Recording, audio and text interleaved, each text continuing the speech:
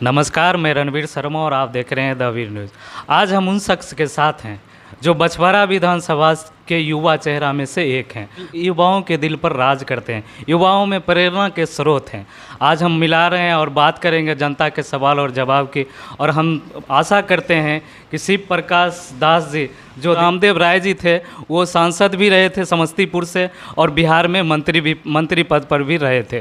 तो उनका कोई सानी नहीं है राजनेता में, लेकिन उनके बेटे किस तरह से कार्य कर रहे हैं और किस तरह से आगे बढ़ा रहे हैं बछवाड़ा विधानसभा को, उनसे हम सर आप अपना परिचय दे दीजिएगा पहले। मेरा नाम शिव प्रकाश गरीबदास हुआ। मैं बिहार प्रदेश युवा कांग्रेस का वर्तमान में प्रदेश अध्यक्ष हूँ। जैसा आप बता रहे थे, मैं पिछला चुनाव बछवाड़ा विधानसभा से निर्दलीय प्रत्याशी के रूप में लड़ा था। यही हमारा परिचय हुआ।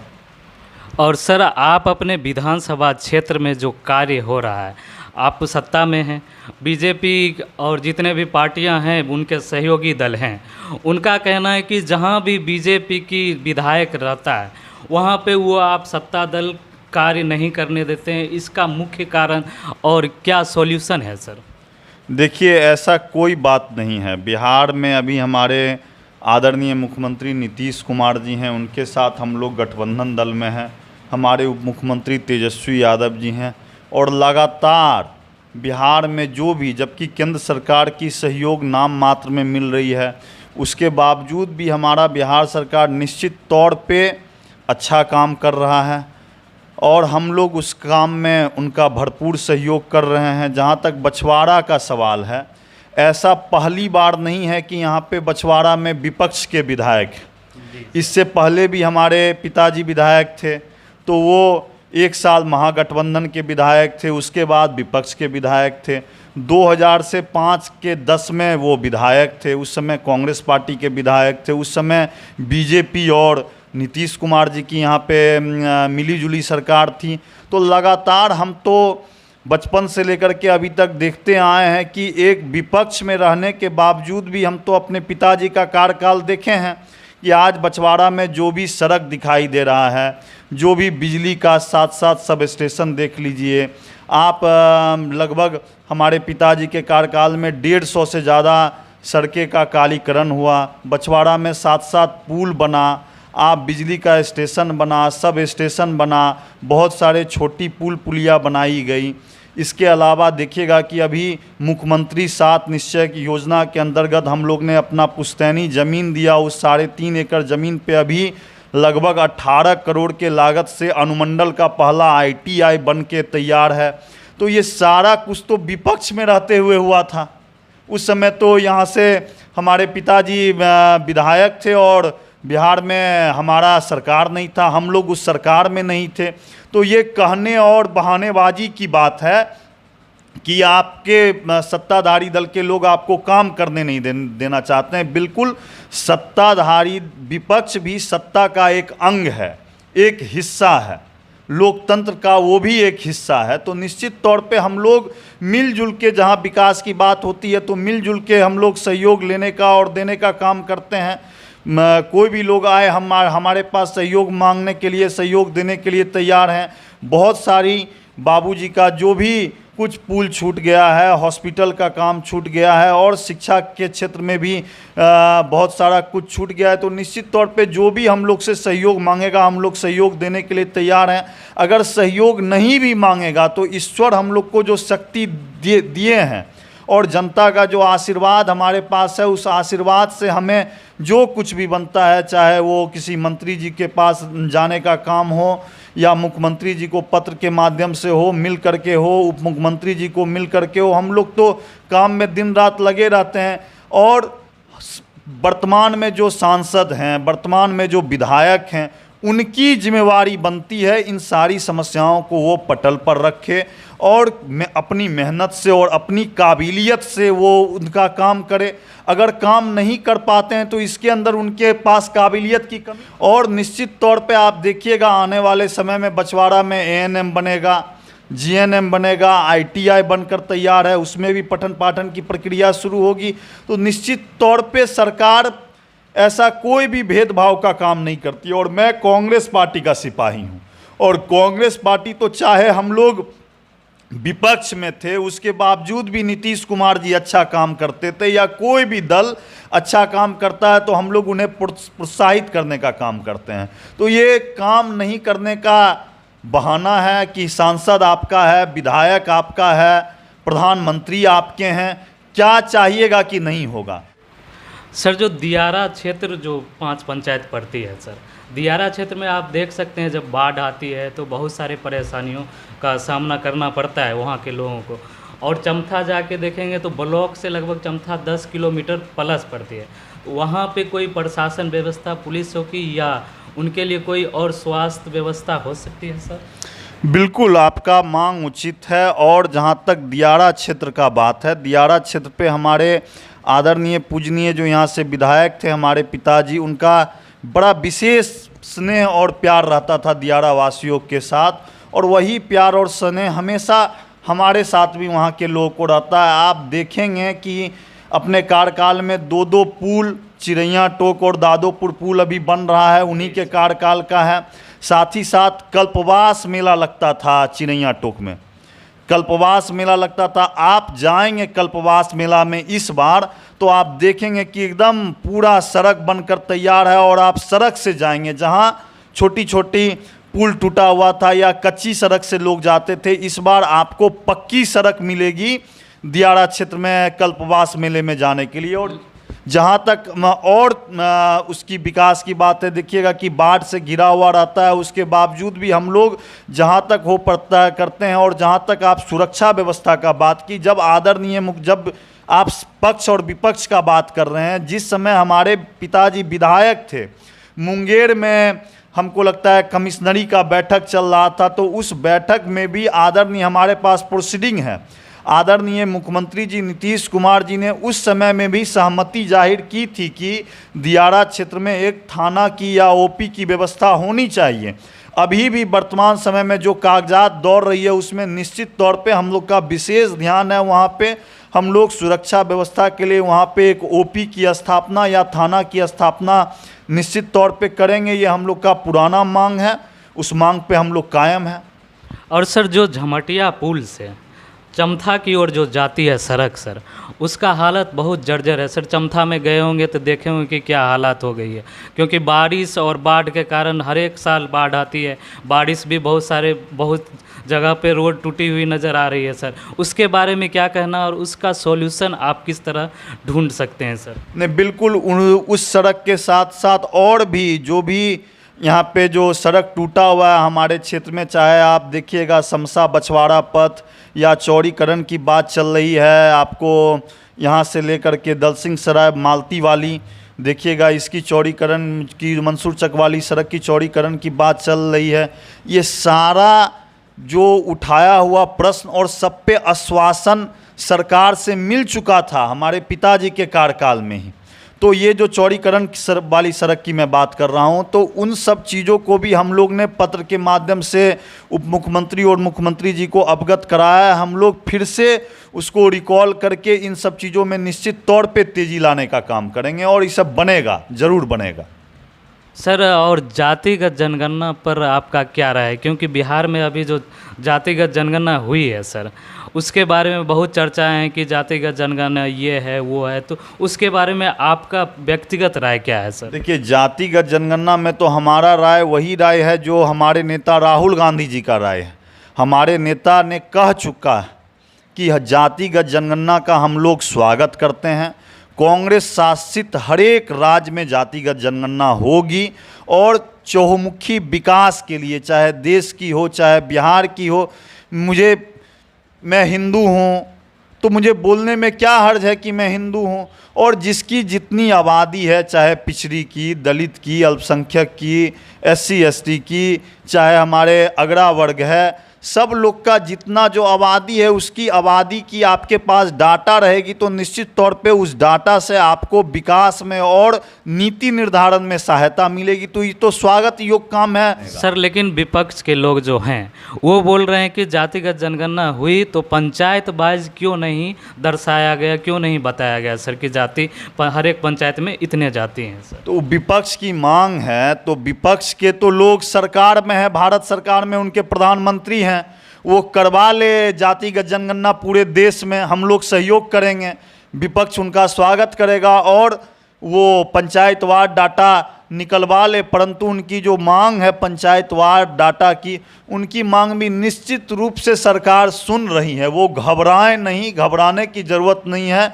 ये भी डाटा अगर वो चाहेंगे तो बहुत जल्द जाएगा। और सर, आप युवाओं में बहुत फेमस चेहरा है, बछवाड़ा प्रखंड हो या बछवाड़ा पूरे विधानसभा में, तो आप युवाओं के लिए क्या संदेश देंगे? बिल्कुल, मैं युवा हूँ, युवा का प्रदेश अध्यक्ष हूँ।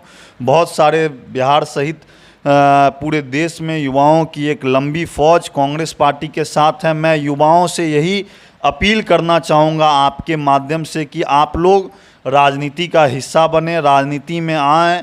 जो लोग राजनीति में नहीं आ सकते हैं या उनकी अभिरुचि नहीं है, निश्चित तौर पे अपने आप को पठन पाठन में और अध्ययन कार्य में लगाएं। और आने वाला समय युवाओं का है, खास करके देखेंगे कि किस तरह हमारे नेता राहुल गांधी जी लगातार, आप देखिएगा कि युवाओं के लिए खास करके बेरोजगारी की समस्याओं को देख लीजिए, किसानों की समस्याओं को देख लीजिए, और किस तरह सारे समस्याओं पे जो आज देश में अराजकता का माहौल है, किसान बदहाल है, युवा बदहाल है, युवा के पास नौकरी नहीं है, किसान आत्महत्या करने पे मजबूर है, जो व्यवसायी वर्ग है उनका देखिएगा जीएसटी के नाम पे, कभी नोटबंदी के नाम पे अपने आप को ठगा हुआ महसूस कर रहे हैं। उन सारी समस्याओं को लेकर के और राहुल गांधी जी जो नफरत के खिलाफ जो मोहब्बत का पैगाम चलाए हैं, खास करके उन्होंने, आप देखिएगा कि 4500 किलोमीटर की भारत जोड़ो यात्रा के माध्यम से जो लगातार कन्याकुमारी से लेकर कश्मीर तक चली,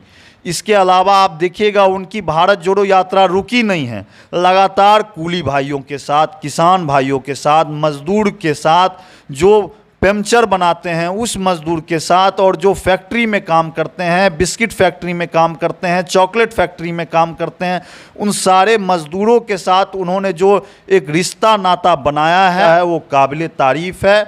और आने वाले समय में, और जो सामने लोकसभा का चुनाव है, उस लोकसभा चुनाव में मैं युवाओं से अपील करना चाहूँगा कि आप लोग एक एक वोट इंडिया गठबंधन को दीजिए। सर, आपने लोकसभा की बात की। लोकसभा बेगूसराय से विपक्ष बोलते हैं मेरा तो चेहरा साफ है, लेकिन आपका इंडिया गठबंधन की बात करें तो इंडिया गठबंधन में आप प्रदेश महासचिव होने के नाते आप बता सकते हैं कि इंडिया गठबंधन की तरफ से कौन हो रहे हैं चेहरा? देखिए, इंडिया गठबंधन के लिए बहुत सारे चेहरा हैं यहाँ पे, चेहरा की कोई कमी नहीं है। सभी पार्टी को अपना अपना जनाधार मजबूत करने का काम मिला हुआ है।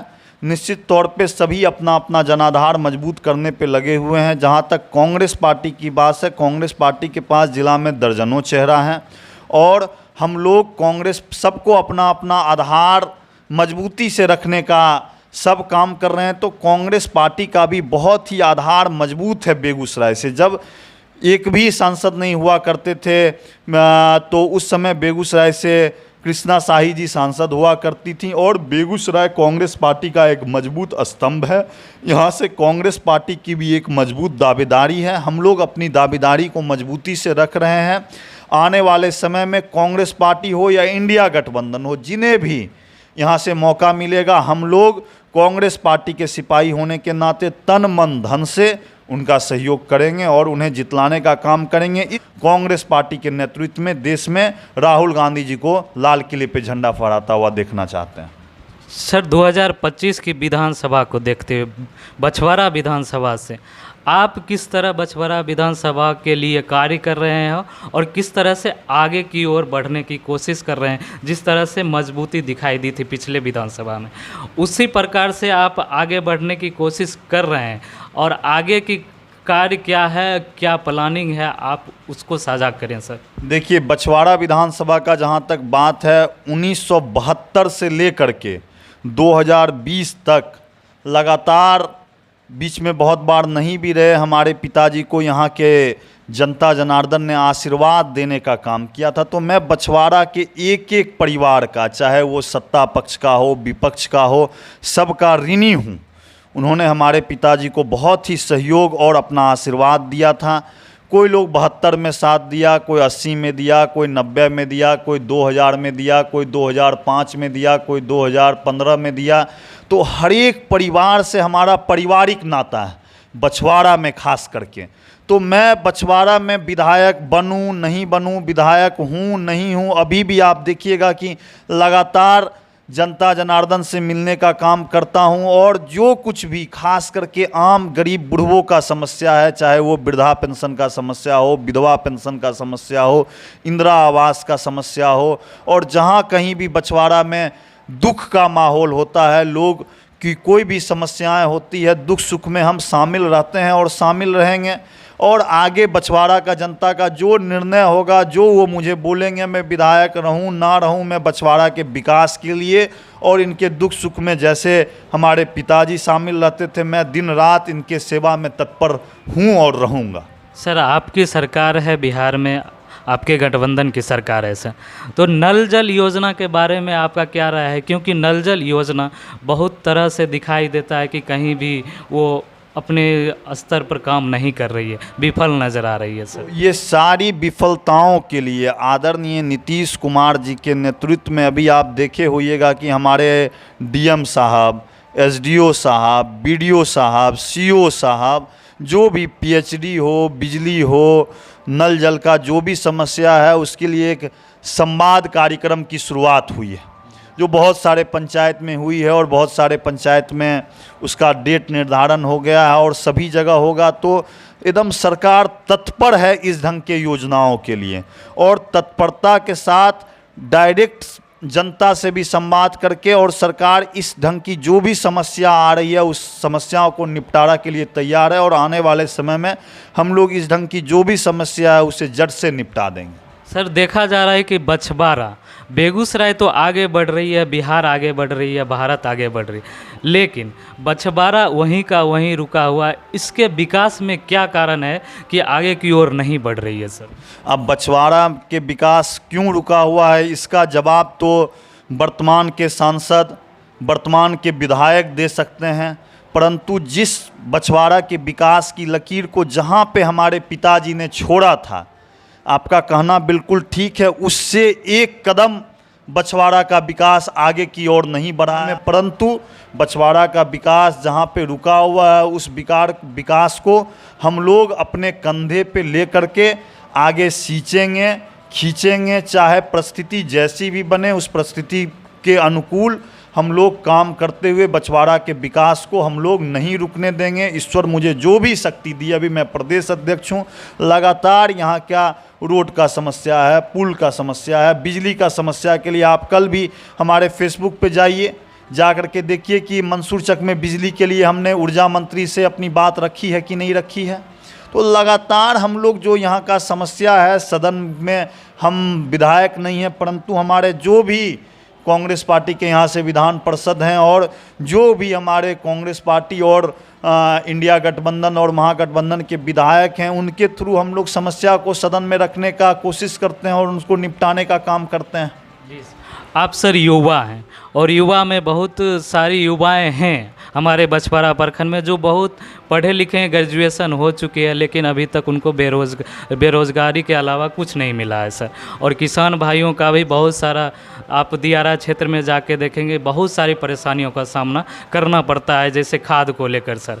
और ये बेरोज़गारी, शिक्षा और प्रशासनिक व्यवस्था को लेकर आप अपने स्तर से किस तरह से बछवाड़ा विधानसभा के लिए कार्य करेंगे सर? देखिए, सबसे पहले जहाँ तक बेरोज़गारी की बात है तो आप देखेंगे कि जो अपने चुनावी रैली में तेजस्वी यादव जी जो बोला करते थे कि मेरी सरकार बनते ही हम 10 लाख लोगों को नौकरी दूंगा, तो आप देखेंगे कि ये जहाँ तक नौकरी की बात है तो लगातार बिहार सरकार, आप अभी शिक्षक का देख लीजिए, सिपाही का देख लीजिए, एएनएम जीएनएम का देख लीजिए, लगातार, और अभी आपका एसएससी निकाला है, तो लगातार सरकार इसके ऊपर अपनी ध्यान को रखते हुए, और जो घोषणा है नीतीश कुमार जी का, तेजस्वी यादव जी का, आप देखिएगा लगातार बेरोजगारी दूर करने के लिए और सरकार के पास जो भी वैकेंसी है, खाली वैकेंसी है, उस वैकेंसी को भरने का काम कर रही है।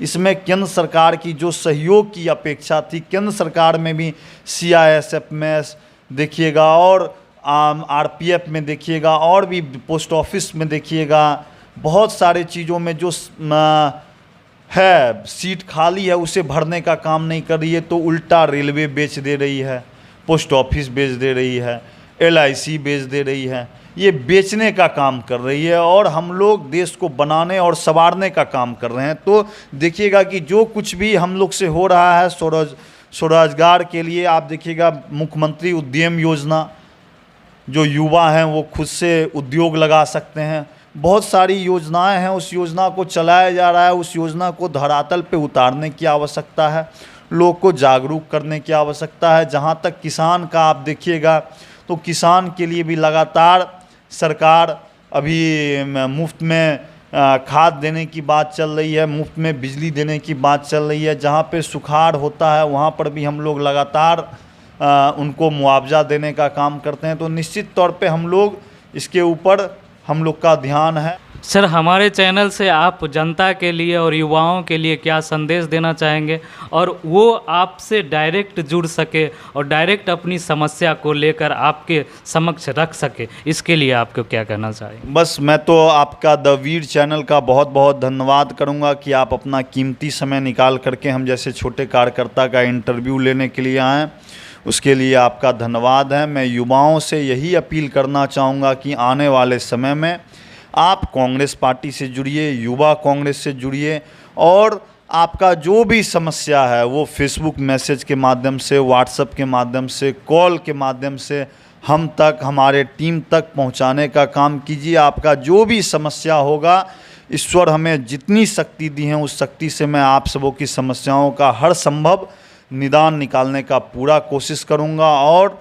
आप सब आने वाले समय में निश्चित तौर पे जो लोकसभा चुनाव है, उस लोकसभा चुनाव में आप लोग इंडिया गठबंधन को नफ़रत के खिलाफ, बेरोजगारी के खिलाफ, किसानों की समस्याओं के खिलाफ और अपनी आवाज़ को सशक्त और मजबूत करने के लिए आने वाले समय में आप इंडिया गठबंधन का साथ दें। इन्हीं भावनाओं के साथ आप सबों का भी बहुत बहुत धन्यवाद, आपकी और आपकी पूरी टीम का धन्यवाद। आप यहाँ आए, हमारा इंटरव्यू लिए।